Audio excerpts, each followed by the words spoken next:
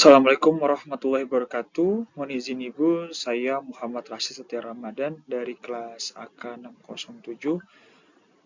Pada kesempatan kali ini saya akan memaparkan hasil penelitian saya yang berjudul Analisis Return on Asset atau yang biasa disingkat ROA dan Debt to Equity Ratio yang biasa disingkat DER dalam menilai kinerja keuangan pada PT Sepatu Bata Terbuka. Topik ini saya angkat karena melihat adanya dinamika yang menarik dalam kinerja keuangan PT Sepatu Bata Terbuka, sebuah perusahaan yang sudah lama eksis di industri alas kaki Indonesia, namun dalam beberapa tahun terakhir mengalami penurunan kinerja yang cukup signifikan. Hasil dari penelitian ini saya ingin menunjukkan bagaimana analisis dua rasio yang penting, yaitu ROA dan DER, dapat digunakan untuk menilai efisiensi dan kesehatan struktur keuangan perusahaan serta memberikan gambaran mengenai tantangan dan potensi perbaikannya. Latar belakang masalah, PT Sepatu Bata Terbuka adalah contoh perusahaan manufaktur legendaris di Indonesia yang berdiri sejak 1931. Bata dikenal sebagai salah satu produsen sepatu terbesar di tanah air dengan jaringan distribusi yang luas dan produk yang sudah dikenal luas oleh masyarakat. Namun sayangnya hingga kurang waktu 2020 hingga 2023, perusahaan ini mencatat kerugian yang terus berlanjut, bahkan sampai menutup pabriknya di Purwakarta pada tahun 2024. ROA penting karena menunjukkan seberapa baik perusahaan menggunakan seluruh aset yang dimilikinya untuk menghasilkan laba. Sedangkan DER akan menggambarkan sejauh mana perusahaan bergantung pada pembiayaan utang dibandingkan dengan modalnya sendiri. Dua rasio ini menjadi indikator utama dalam menilai keberhasilan operasional dan keberlanjutan struktur keuangan jangka panjang. Oleh karena itu, melalui presentasi ini saya mencoba menjawab pertanyaan besar. Apakah efisiensi aset dan struktur modal PT Sepatu Bata Terbuka sudah optimal? Dan jika belum, apa yang bisa diperbaiki? Inilah yang mendasari pentingnya dilakukan analisis ROA dan DER secara menyeluruh pada perusahaan ini selama 5 tahun terakhir. Setelah memahami latar belakang masalah dan urgensi dari permasalahan keuangan yang dihadapi oleh PT Sepatu Bata Terbuka, maka muncul satu pertanyaan yang utama, yaitu bagaimana analisis ROA dan DER dalam menilai kinerja keuangan PT Sepatu Bata Terbuka. Dengan rumusan masalah yang ada, tujuan utama penelitian ini adalah untuk menganalisis secara sistematis dan mendalam bagaimana ROA dan DER mencerminkan kondisi dan kinerja keuangan PT Sepatu Bata Terbuka dalam kurun waktu 2019 hingga 2023. Penelitian ini kemudian bertujuan memberikan gambaran objektif apakah perusahaan berada dalam posisi keuangan yang sehat atau justru perlu adanya strategi pemenahan, baik dalam pengelolaan aset maupun dalam struktur pembiayaannya. Selain itu, hasil dari penelitian ini juga diharapkan dapat menjadi dasar dalam pengambilan keputusan manajemen ke depan. Manfaat dari penelitian ini dirancang tidak hanya untuk memberikan kontribusi pada aspek akademis, tetapi juga membawa nilai praktis oleh berbagai pihak. Secara garis besar, manfaat penelitian ini dibagi menjadi dua kategori utama, yaitu manfaat teoritis dan manfaat praktis.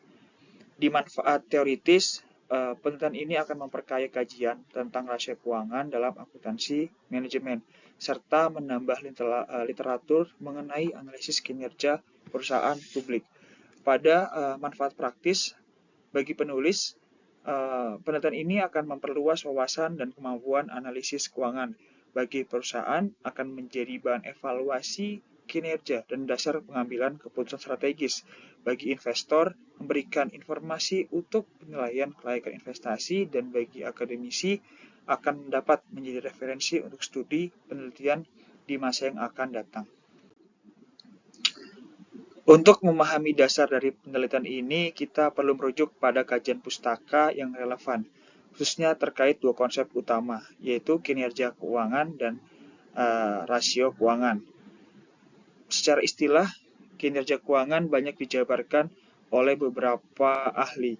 Ada menurut Winarno, yaitu juga menurut Teng et al. Tahun 2022. Saya menjelaskan definisi kinerja keuangan menurut Winarno 2019. Kinerja keuangan adalah cerminan dari hasil pengelolaan kekayaan perusahaan dalam suatu periode tertentu. Ini menjadi dasar bagi manajemen dalam mengevaluasi pencapaian dan menyusun strategi ke depan. Lalu kita masuk ke rasio keuangan yang digunakan sebagai alat ukur untuk menganalisis kondisi finansial perusahaan. Rasio ini diperoleh dengan membandingkan angka-angka penting dalam laporan keuangan, baik antar periode maupun antar elemen seperti aset, utang, dan ekuitas. Menurut Siregar tahun 2021, rasio keuangan membantu manajemen menilai kinerja perusahaan secara objektif. Sementara itu, menurut Munawir dalam Firdaus dan Dana 2020 menyatakan bahwa rasio keuangan tidak hanya mencerminkan pencapaian saat ini, tetapi juga potensi perusahaan ke depan. Dua rasio keuangan utama yang menjadi fokus dalam penelitian ini adalah return on asset atau ROA dan debt to equity ratio atau DER. ROA adalah rasio profitabilitas yang menggambarkan seberapa efisien manajemen perusahaan dalam memanfaatkan seluruh aset yang dimiliki untuk menghasilkan laba. Dalam industri manufaktur seperti bata yang memiliki banyak aset tetap, ROA sangat penting karena menunjukkan apakah investasi pada pabrik, mesin, dan aset-aset lainnya benar-benar memberikan hasil dalam bentuk laba bersih. Sementara itu, DER adalah rasio solvabilitas yang mengukur proporsi utang terhadap ekuitas perusahaan. DER memberikan gambaran sejauh mana perusahaan mengandalkan pembiayaan eksternal. Oleh karena itu, kombinasi ROA dan DER secara bersama-sama memberikan gambaran yang lebih utuh terhadap efisiensi dan risiko perusahaan. Dan inilah yang menjadi inti dari analisis dalam penelitian ini terhadap PT Sepatu Bata Terbuka. Untuk memahami hubungan antara efisiensi penggunaan aset dan struktur modal dengan kinerja keuangan perusahaan, saya menyusun kerangka konseptual seperti yang terlihat dalam gambar pada slide ini. Di dalam kerangka ini terdapat dua variabel independen, yaitu ROA dan DER. ROA yang mencerminkan seberapa efektif perusahaan dalam mengelola seluruh asetnya untuk menghasilkan laba, sedangkan DER yang menunjukkan struktur pendanaan perusahaan apakah lebih mengandalkan utang atau modalnya sendiri. Secara teoritis, kerangka ini mengacu pada teori struktur modal dan teori efisiensi keuangan yang menyatakan bahwa kombinasi penggunaan aset yang optimal dan pembiayaan yang seimbang akan memberikan dampak positif terhadap stabilitas dan pertumbuhan keuangan perusahaan. Dengan kata lain, ROA dan DER berperan besar dalam mempengaruhi kinerja keuangan suatu entitas yang pada akhirnya menunjang kemampuan perusahaan untuk bertahan dan berkembang dalam jangka panjang atau dalam konteks ketahanan bisnis. Jika ROA tinggi dan DER dikelola dengan baik, maka perusahaan akan menunjukkan performa yang kuat meskipun berada dalam kondisi pasar yang berkompetitif atau tidak stabil. Selanjutnya kita masuk ke bagian metodologi penelitian yang berperan penting dalam menunjukkan keakuratan validitas hasil analisis. Penelitian ini menggunakan jenis penelitian kepustakaan atau library research, artinya semua data dan informasi diperoleh dari sumber literatur dan dokumen resmi, terutama dari laporan keuangan PT Sepatu Bata Terbuka yang telah dipublikasikan di Bursa Efek Indonesia. Pendekatan yang digunakan adalah deskriptif kuantitatif yang menggambarkan dan menjelaskan kondisi finansial keuangan berdasarkan perhitungan numerik dan dari rasio-rasio keuangan, khususnya ROA dan DER. Jenis data yang dianalisis mencakup dua laporan utama. Pertama, laporan posisi keuangan neraca yang menyediakan informasi mengenai aset, kewajiban, dan ekuitas perusahaan. Kemudian laporan laba rugi yang memberikan data pendapatan, biaya, dan laba bersih. Melalui kedua laporan tersebut, penulis menghitung ROA dengan rumus laba bersih yang kemudian dibagi dengan total aset, dan DER dengan membandingkan total utang terhadap total ekuitas. Tujuan dari pendekatan ini bukan hanya sekedar menampilkan data yang berbentuk angka, tetapi juga sebagai interpretasi tren, fluktuasi ROA dan DER dari tahun ke tahun, serta mengevaluasi bagaimana hal tersebut mencerminkan dinamika keuangan perusahaan.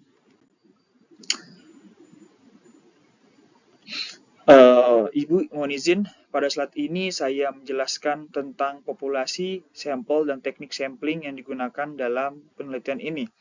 Pertama, populasi penelitian. Populasi dalam penelitian ini mencakup seluruh laporan keuangan tahunan yang diterbitkan oleh sepatu bata terbuka. Populasi ini dipilih karena laporan keuangan merupakan sumber data utama dan resmi yang memberikan gambaran menyeluruh terhadap kondisi keuangan perusahaan. Kedua, sampel. Sampel yang digunakan adalah 5 laporan keuangan dari tahun 2019 hingga tahun 2023. Pemilihan periode 5 tahun ini bertujuan agar analisis tren yang dihasilkan dapat relevan. Dengan sampel ini juga kita dapat melihat bagaimana kondisi eksternal seperti krisis global berdampak terhadap struktur keuangan perusahaan. Ketiga, teknik pengambilan sampel. Teknik yang digunakan adalah purposive sampling, yakni teknik pemilihan sampel berdasarkan kriteria tertentu yang relevan dengan tujuan penelitian, yang mana kriterianya adalah laporan keuangan harus merupakan laporan tahunan resmi yang dipublikasikan secara publik, tersedia lengkap untuk periode 5 tahun 2019, 20, 21, 22, dan 23, kemudian memuat data yang diperlukan untuk menghitung ROA dan DER secara tepat.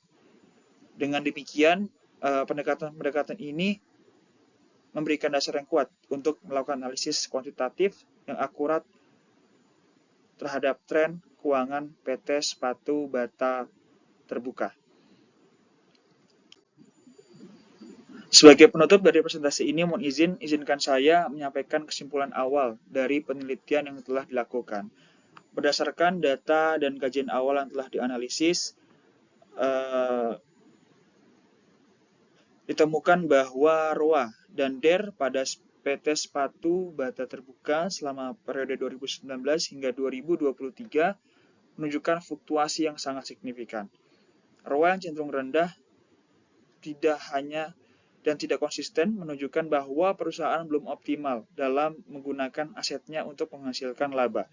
Hal ini bisa disebabkan oleh inefisiensi operasional, beban biaya yang tinggi, atau kurangnya inovasi produk.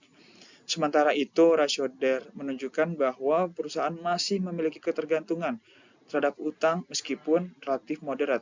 Namun, jika dibiarkan tanpa strategi pembiayaan yang cermat, struktur modal yang tidak seimbang ini dapat mengganggu arus kas dan memperburuk kondisi keuangan. Oleh karena itu, dapat disimpulkan bahwa PT Sepatu Bata Terbuka perlu mengevaluasi strategi pengelolaan aset dan kebijakan pembiayaannya.